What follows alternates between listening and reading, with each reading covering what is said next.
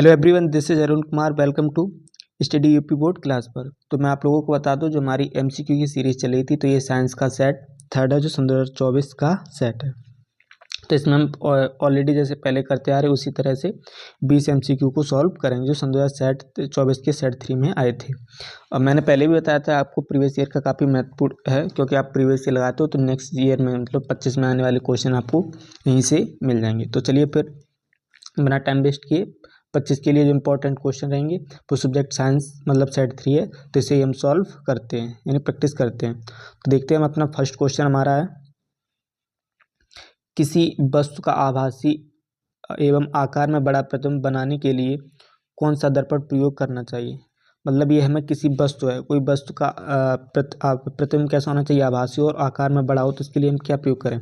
उत्तल दर्पण, अवतल दर्पण, समतल दर्पण, उपयुक्त में से कोई नहीं। तो इसके लिए क्या हो जाएगा, अवतल दर्पण। अगर बात ही लेंस की जाती तो हम कौन सा करते, उत्तल लेंस, लेकिन हमसे दर्पण पूछा गया तो आंसर क्या हो जाएगा, अवतल दर्पण।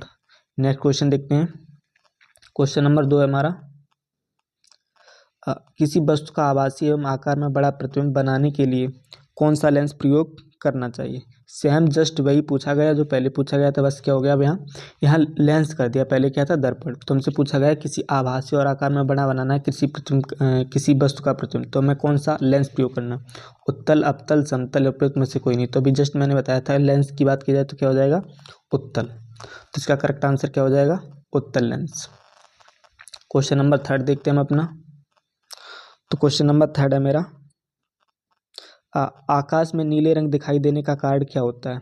देखो, जो आकाश में नीले रंग दिखाई देने का कारण होता है वो क्या होता है, प्रकाश का प्रकीर्णन। ये इसका करेक्ट आंसर है, प्रकाश का किरण। न तो परावर्तन होता, ना ही अपवर्तन होता, प्रकाश का प्रकीर्णन। हालांकि ऑप्शन डी भी देखते हैं क्या, विक्षेपण है, तो विक्षेपण भी इसका आंसर नहीं होगा। इसका करेक्ट आंसर हो जाएगा प्रकीर्णन। क्वेश्चन नंबर नेक्स्ट देखते हैं, 4 क्वेश्चन नंबर हम अपना, प्रकाश की चाल अधिकतम होती है, यानी प्रकाश सबसे अधिक किस में चलता है, जल में, कांच में, हीरे में, निर्वात में। तो इसका काफ़ी इजी आंसर है, कई बार पढ़ा भी होगा कि प्रकाश की चाल सबसे अधिक किस में होती है, निर्वात में। तो इसका आंसर डी सही हो जाएगा। प्रकाश हमेशा किस में तीव्र चलता है, निर्वात में। नेक्स्ट क्वेश्चन नंबर 5 देखते हैं, यदि 3 विभिन्न मानों के प्रतिरोधों को श्रेणी क्रम में जोड़ा जाए तो उन सभी में निश्चित रूप से एक ही मान होगा। देखो, बात की गई है, जब हम जैसे श्रेणी क्रम में जोड़ते हैं तो हमारा क्या हो जाता है, जैसे R1 हो गया प्लस R2 हो गया प्लस R3 हो गया, ये हम किस में जोड़ रहे हैं, श्रेणी क्रम में जोड़ रहे हैं। अब इनसे पूछा, इनको अगर किसी प्रतिरोधों को भले ही मान इनके अलग अलग हो, अगर हम एक श्रेणी क्रम में जोड़ते हैं तो उसके बाद पश्चात जो सभी में निश्चित रूप से एक मान होगा। इन सभी को जोड़ने के बाद जो एक निश्चित मान निकलेगा वो मान क्या होगा, प्रत्येक प्रतिरोधों के सिरों का विभवांतर, बीच विभवांतर एक होगा। विभवांतर तो एक हो ही नहीं सकता है, क्योंकि विभवांतर अलग अलग लग जाएगा। लेकिन प्रत्येक होने वाली ऊष्मा भी एक नहीं होने वाली है।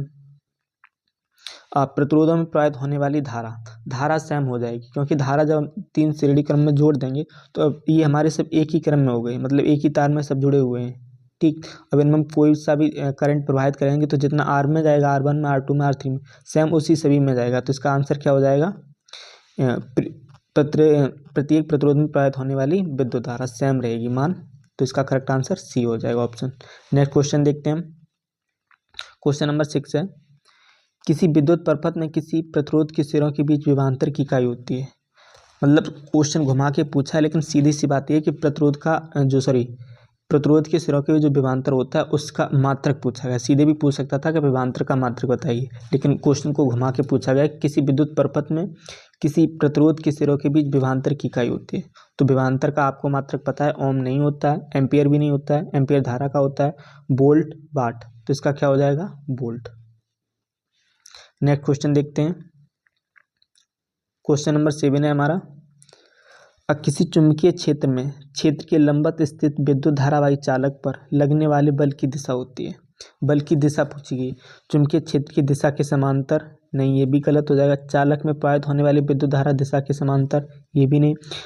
इन दोनों दिशाओं के लंबवत हो जाएगा। यहाँ पूछा गया चुंबकीय क्षेत्र के लंबवत विद्युत धारा चाहिए चालक पर चलने वाली बल की दिशा, तो क्या हो जाएगी, इन दोनों दिशाओं के लंबवत। क्वेश्चन नंबर 8 देखते हैं, अब पूछा गया है एल्केनों के सामान्य सूत्र हैं। एल्केन के सूत्र पूछे गए हैं। तो जैसे एल्केन में क्या होता है, सभी में सिंगल बॉन्ड लगते हैं, ठीक। तो जैसे हमने लिखा है, अगर लिखा है हमने सी, जैसे फॉर्मूला हमारा यही है, C1 फर्स्ट वाला लेते हैं CnH2n-2।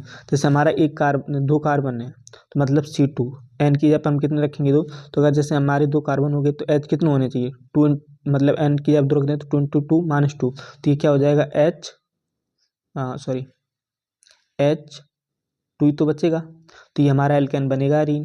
ऐसे ही हम नेक्स्ट वाला देखते हैं, ये दोनों भी नहीं होने, ठीक। लेकिन इसमें हम रखते हैं सेकंड वाले में, और हम इसमें सेकंड में रखते हैं, जैसे कार्बन हमने 2 रख दिए तो N की वैल्यू 2 हो जाएगी। फिर H2n यानी 2 × 2 माइनस कितना हो जाएगा 4 और +2 तो कितना हो जाएगा 6, यानी 2H6। तो ये हमारी क्या बन गई, एल्केन।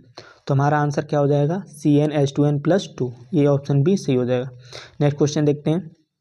निम्नलिखित में समजातीय श्रेणी है। देखो सजातीय विजातीय श्रेणी हम ऑलरेडी पहले बता चुके हैं। समजातीय श्रेणी में क्या होता है, एक ही जाति के सभी कार्बन होने चाहिए। जैसे एल्केन है तो सभी एल्केन ही होनी चाहिए, या एल्कीन है तो एल्कीन ही होनी। अगर एल्केन एल्काइन मिक्स हो गई तो कैसे हो जाते, विजातीय। तो समजातीय पूछा गया। तो इसमें देखो CH2H4, मतलब ये क्या आ रहा है इसमें, जैसे सी फर्स्ट में क्या दिया H4, H कितने दिए जाएंगे, मतलब 2 इधर दिए जाएंगे, 2 इधर दिए जाएंगे। अब बचा इसको कितने चाहिए, तो 2 3 1 डबल बॉन्ड लगा दिए, तो ये कैसा है, डबल बॉन्ड वाला आ रहा है। ऐसे ही देखो C3 में करोगे तो इसमें भी डबल बॉन्ड आ जाएगा। और नीचे देखते हैं, मतलब एक जैसा ये मिल गया। दूसरा देखते हैं CH3CHO, हाँ CH3OH, यानी CH3CHO भी हो सकता है ये, नहीं CH3OH। और फिर आगे CH3CHO, यहाँ देखो इसके साथ क्या है, एक बॉन्ड लग रहा है, लेकिन यहाँ देखो CH3CHO में क्या हो जाएगा, ये गलत हो जाएगा, क्योंकि CH3 ये हो गया, सिंगल बॉन्ड हो गया, फिर CH डबल बॉन्ड O ये लग जाएगा, तो इसमें डबल बॉन्ड आ गया, ये नहीं हो जाएगा। थर्ड में देखते SCHO, मतलब C के साथ क्या होगा, ये हो जाएगा डबल बॉन्ड O और 2 हाइड्रोजन, मतलब इसमें डबल बॉन्ड आ रहा है। नेक्स्ट देखते CH3CHO, इसमें भी डबल बॉन्ड आ रहा है, तो एक ही हो गया, और एक ही हो गया। तो हमारा जो ऑप्शन 2 कौन से सही रहेंगे, फर्स्ट और थर्ड। हालांकि ऑप्शन में गलत कर दिया। आगे हम ऑप्शन देखते हैं अपने। ऑप्शन हमारे पास है फर्स्ट सेकंड गलत है, फर्स्ट फोर्थ भी गलत है। नेक्स्ट ऑप्शन देखते हैं हम अपने। तो ऑप्शन दिए गए सी सेकंड फोर्थ, लास्ट वाला डी दिया गया फर्स्ट और थर्ड, जो मैंने ऑलरेडी आपको बता भी रखा था किस प्रकार से बनेंगे। तो नेक्स्ट क्वेश्चन देखते हैं। क्वेश्चन नंबर 10 है हमारा। निम्नलिखित में कौन सा धातु ठंडे जल के साथ हाइड्रोजन गैस बनाती है, मतलब किससे, ठंडे जल में के साथ अगर आप क्रिया कराते हैं तो हाइड्रोजन गैस बनाएगी। तांबा से नहीं बनेगी, सोना से भी नहीं, पोटेशियम से। ये इसका करेक्ट आंसर हो जाएगा। पोटेशियम से क्या हो जाएगा, हाइड्रोजन गैस बन जाएगी, क्योंकि पोटेशियम काफ़ी अधिक क्रियाशील होता है। नेक्स्ट क्वेश्चन देखते हैं। क्वेश्चन नंबर 11 है हमारा। 0 pH वाला विलयन होगा। देखो pH की वैल्यू होती है 1 से लेकर के 7 तक, मतलब 0 से लेकर के 7 तक, और 7 से लेकर के 14 तक। तो जो इससे इधर वाले आती है सभी कैसे होते हैं, क्षारीय होते हैं। इससे आगे वाले सब क्या होते हैं, अम्लीय होते हैं। तो हमारा पूछा गया 0 pH वाला, तो 0 क्या हो जाएगा, अम्लीय। ना तो क्षारीय होगा ना उदासीन होगा, इनमें से कोई नहीं, ये भी गलत है। उदासीन कितना होता है, 7, यानी 7 होता है, और 7 किसका जन्म होता है, जल का। तो नेक्स्ट क्वेश्चन देखते हैं हम अपना। क्वेश्चन नंबर 12 पूछा गया। सूर्य के प्रकाश एवं पराबैंगनी में उपस्थित CO2 व H2O को संयोजन में निम्नलिखित कौन सा यौगिक बनता है। देखो प्रकाश पराबैंगनी की बात की जाती है। प्रकाश पराबैंगनी मतलब प्रकाश संश्लेषण की क्रिया होती है, तो उसमें CO2 और H2O के संयोजन से क्या बनता है। तो उसका आंसर है CaCl3 CaCl4 FCl3। इसका क्या हो जाएगा, ग्लूकोज। किसका निर्माण होता है, ग्लूकोज का। ऑप्शन इसका ग्लूकोज सही हो जाएगा। आंसर भी देखो वही दिया था, ग्लूकोज। नेक्स्ट क्वेश्चन देखते हैं। निम्नलिखित में रासायनिक समीकरण को पूर्ण करने के लिए कौन सा यौगिक प्रयुक्त होता है। ऑप्शन देखिए, ये टाइपिंग एरर होगी। यहाँ एक रिएक्शन दी जाएगी, उसमें हमें फिल करना था, तो ये टाइपिंग एरर, इसलिए इस क्वेश्चन को हम छोड़ देते हैं। नेक्स्ट क्वेश्चन देखते हैं। पौधों में फ्लोएम का कार्य होता है। पौधे में जो फ्लोएम होता है वो क्या कार्य करता है, जल एवं खनिज पदार्थों का परिवहन नहीं, परिवहन तो अलग ही होता है, परिवहन का काम अलग होता है। बाष्पोत्सर्जन नहीं होती है। खाद्य पदार्थों का स्थानांतरण, ये इसका आंसर हो जाएगा। जो फ्लोएम कार्य करता है वो पौधों में क्या करता है, खाद्य पदार्थों का स्थानांतरण करता है, तो इसका आंसर हो जाएगा खाद्य पदार्थों का स्थानांतरण। नेक्स्ट क्वेश्चन देखते हैं। मनुष्य में पाचन की शुरुआत किस अंग से होती है? देखो मनुष्य का जब हम पाचन तंत्र पढ़ते हैं तो हमें सीधे कहाँ से, तो मुख से स्टार्ट किया जाता है। मतलब जहाँ से हम खाना लेकर के जाते हैं पेट में, वहाँ से स्टार्टिंग होती है। तो हमारे मुख द्वार कहाँ से स्टार्ट होता है? मुख से, पाचन का शुरुआत। तो आंसर क्या हो जाएगा? मुख से। ना तो यकृत से होता है, ये सब पेट में पाए जाते हैं। तो ये पेट के अंदर की क्रिया है, लेकिन स्टार्टिंग कहाँ से? तो ये हमारी मुख से। नेक्स्ट क्वेश्चन देखते हैं। क्वेश्चन नंबर 16 है, निम्नलिखित में कौन सा पादप हार्मोन पादप है? देखो थायरॉक्सिन ये तो होता नहीं है, पादपों में पाया नहीं जाता। और ऑप्शन देखते हैं, जिब्रेलिन, ये करेक्ट आंसर हो जाए। जिब्रेलिन पादपों में पाया जाता है। और ये दोनों भी, इंसुलिन भी मनुष्य में पाया जाता है और स्टोरेज भी अलग होता है। नेक्स्ट क्वेश्चन देखते हैं, वृद्धि हार्मोन स्त्रावित करते हैं। ये जो वृद्धि हार्मोन होते हैं वे क्या निकालते हैं? थायराइड ग्रंथि नहीं, पिट्रिक पीयूष ग्रंथि, ये हो जाएगा वृद्धि हार्मोन। देखो पीयूष ग्रंथि के अंदर ही हम पढ़ते हैं ग्रंथियां, तो इसमें क्या हो जाए? पिट्यूटरी। तो ये इसका आंसर करेक्ट हो जाएगा वृद्धि हार्मोन में पिट्यूटरी यानी पीयूष ग्रंथि से। नेक्स्ट क्वेश्चन नंबर 18 देखते हैं, निम्नलिखित में कौन सा पराग कोश के अंदर बनता है? बादल यानी पुंज नहीं बनता है, परागकण। पराग कोश के अंदर क्या बनता है? हमारा परागकण बनता है। अंडाशय भ्रूणकोश ये दोनों नहीं बनते। तो इसका आंसर क्या हो जाएगा? परागकण। क्वेश्चन नंबर लास्ट 19 देखते हैं, पुष्प का जनन अंग, पुष्प में जो अनन अंग होता है उसे कहते हैं बाह्य दलपुंज या दलपुंज कहते हैं या जयानांग या तना कहते हैं। तो इसका आंसर क्या हो जाएगा? जयांग। पुरुषों में जो जनांग पाया जाता है उसे क्या कहते हैं? पुष्प में जयांग। लास्ट क्वेश्चन 20 नंबर देखते हैं, वायुमंडल की ओजोन परत बचाती है। हमें जो वायुमंडल में ओजोन परत होता है उसका मुख्य क्या कार्य होता है?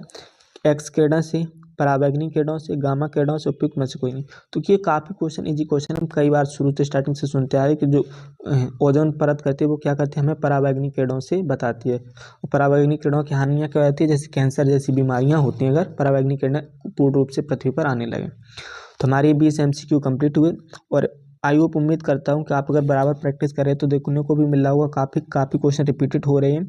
और आप प्रैक्टिस करते रहेंगे तो सन 2025 में आने वाले 20 के 20 MCQ यहीं से आपको पूरे के पूरे मिल जाएंगे। तो आज की इस वीडियो में इतना ही, फिर कल मिलते हैं एक नई वीडियो के साथ। आज की इस वीडियो में जुड़ने के लिए आप सभी का बहुत बहुत धन्यवाद। अगर आपको वीडियो पसंद आई हो तो लाइक कमेंट शेयर जरूर कीजिएगा और नेक्स्ट वीडियो के नोटिफिकेशन पाने के लिए चैनल को सब्सक्राइब भी कर लीजिए।